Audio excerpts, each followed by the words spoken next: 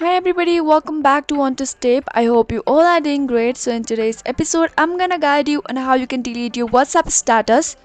So in order to delete your WhatsApp status, what you can do is open up your WhatsApp. So now what you can do is tap on updates near call. So here you can see I have uploaded my status in here and suppose I want to delete it. Now what I can do is tap on that three dots option. Now it shows you different option which is forward, share to Facebook and delete. Now go ahead and tap on delete in order to delete your WhatsApp status. And go ahead and tap on delete one status updated. Once it's done, you are good to go and your WhatsApp status will be deleted. So yeah guys, if you found the video to be helpful and informative, go ahead and subscribe to our channel. And also press the notification bell for more updates.